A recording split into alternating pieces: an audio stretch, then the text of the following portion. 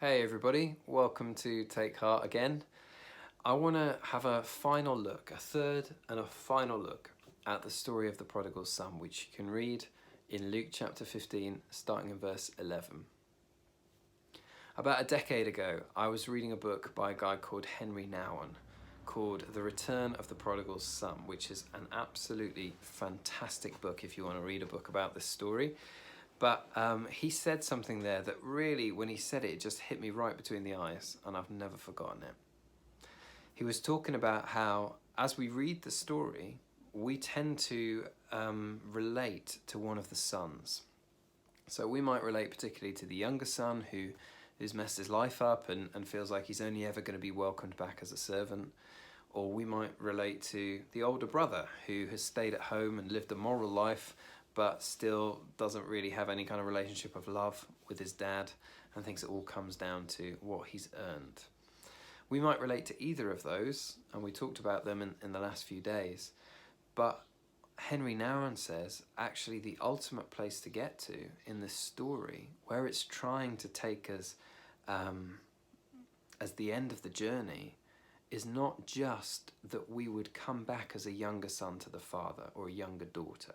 Not that we would stop becoming very kind of the pharisaical aspects of the older brother or older sister in us.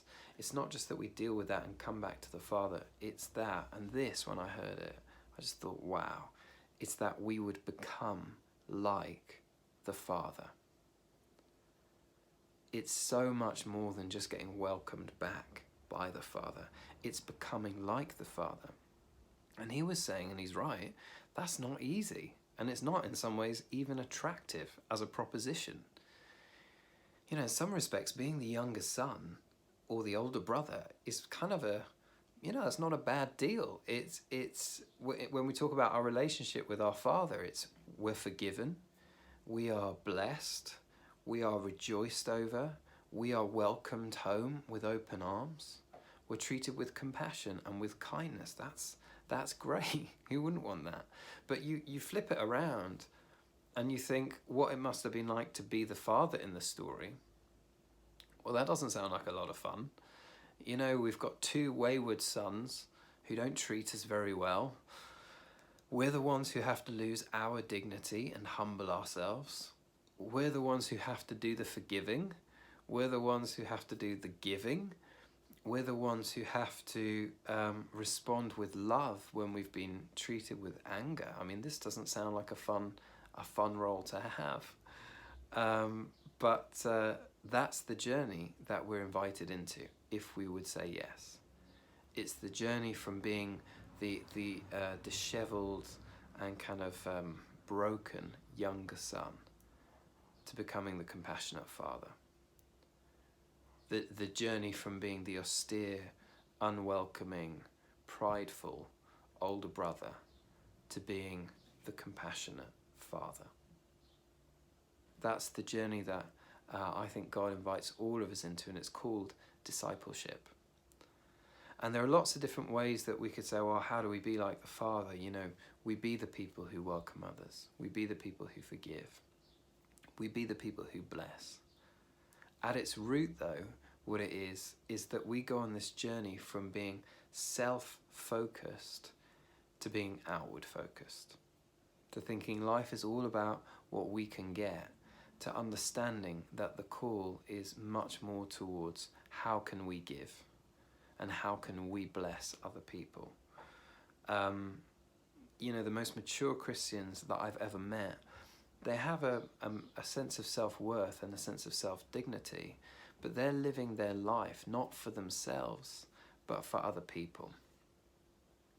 Just about a couple of weeks ago, I was on this Zoom seminar with a leadership coach who was talking to a whole bunch of people about all sorts of things. He's a psychologist, but he said this throwaway comment that stayed with me. And he was talking about how do you, as a parent, how do you raise your child to have self-esteem, to have self-worth?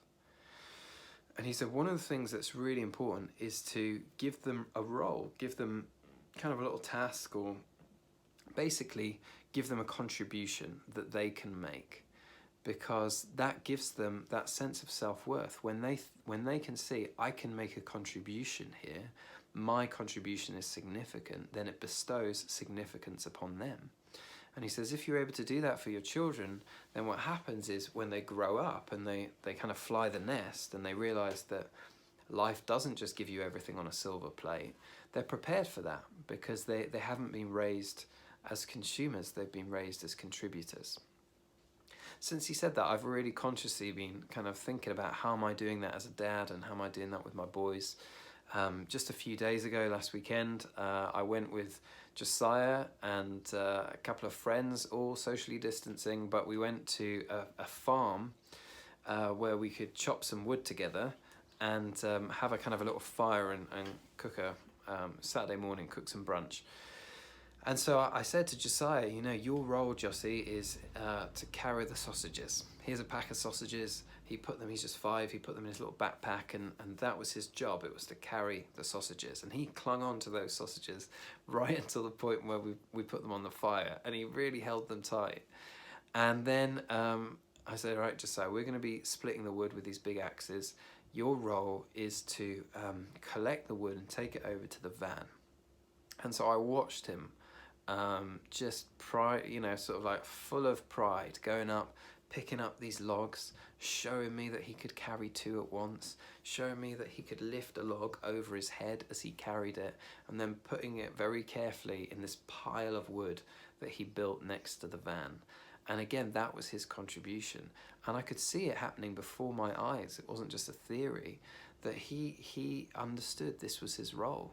And as he played it out, he understood that his contribution was meaningful and it was significant. You know, the Father in heaven is raising us to be contributors. And we don't have to choose yes to that in some respects. We'll always be his children. But he wants us to mature and he wants us to grow. And so he will today and in the days ahead of us, say, hey, you know what? I've got a contribution you can make to the family business today, to the kingdom that we're advancing together. You know that person you need to be reconciled with? I want you to go and make the first move there, just like I did in the story. Or he might say, you know that thing you need to forgive, that grudge you've been carrying, today's the day. You know, your contribution is you forgive and you let it go. Remember how I blessed the younger son in the story with the fattened calf and the robe? Hey, I want you to make a contribution today. Here's what you can do. I want you to bless that person in some way. Whatever it might be, he has roles for us to play. And there's a joy in joining in with giving ourselves away. Not for nothing does Jesus say, you know what, this is, you wanna find life, this is how you find it. You lose it for my sake and for the gospel.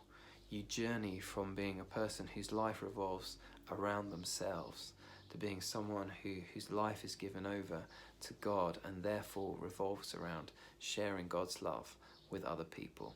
This is the journey that we're invited into, to become like the Father.